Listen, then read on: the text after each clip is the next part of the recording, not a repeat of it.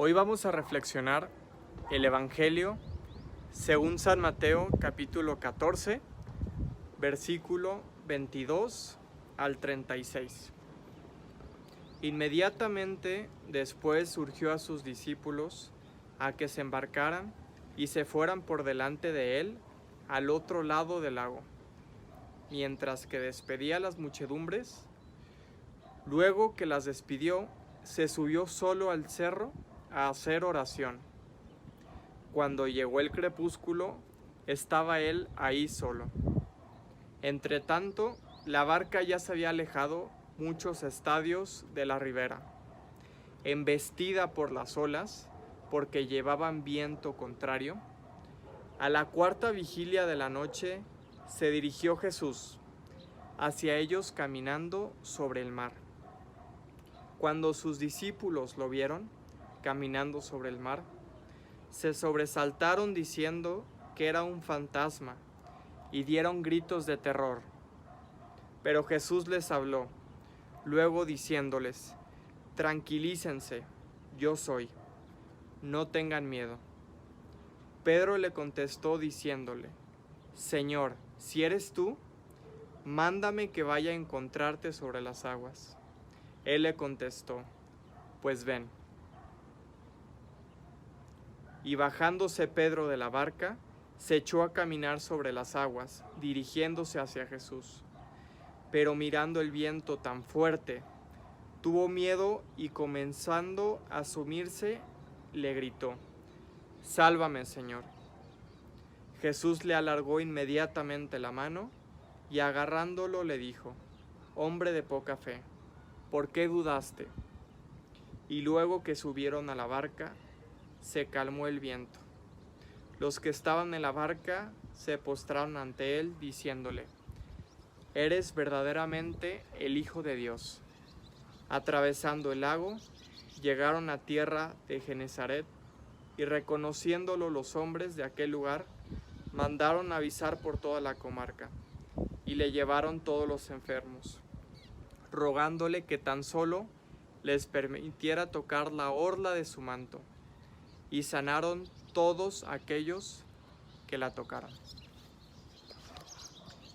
El día de hoy el Evangelio está un poco extenso.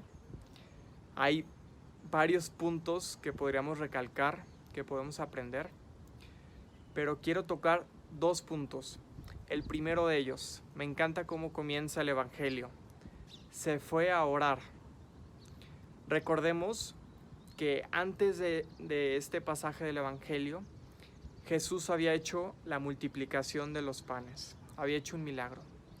Después de ese suceso, empieza este pasaje y Jesús se aparta de la gente y se va a rezar con su Padre. Se me hace muy bonito cómo siempre tiene esa comunicación constante con Dios Padre, que es algo que le tenemos que aprender a Jesús, siempre tener una comunicación constante con Dios Padre, para agradecerle y para pedirle, para cualquier cosa, siempre estar en comunicación con Él. Y otro punto, reflexioné también este Evangelio, leí una reflexión del Papa Francisco y dice unos puntos muy interesantes. Cuando Pedro confía en el Señor y empieza a caminar sobre el agua, nos muestra un poco una faceta del cristiano, que de primer momento podemos tener fe en Jesús, en que Él va a obrar, en que Él va a hacer el milagro. Pero después, dice el Papa Francisco, que así como Pedro tuvo miedo cuando empezó a ver las olas, los truenos, y empezó un poco a dejar de mirar al Señor, dejar de mirar hacia adelante, y empezó a ver sus circunstancias, lo que tenía alrededor. Ahí fue cuando empezó a dudar, y ahí fue cuando se empezó a hundir. ¿Cuántas veces las circunstancias del momento nos hacen dudar del Señor? ¿Cuántas veces nos distraen de tener los ojos clavados en el Señor y dejamos de confiar en Él? y dejamos de dar nuestras cosas en sus manos y confiar que Él obrará. Y ahora queremos resolver la situación por nuestras propias manos. Y nos puede pasar lo mismo que a San Pedro. Nos empezamos a hundir. Pero acá muy bonito. Le pide la ayuda San Pedro al Señor y Jesús, dice el Evangelio, inmediatamente le tiende la mano y lo levanta.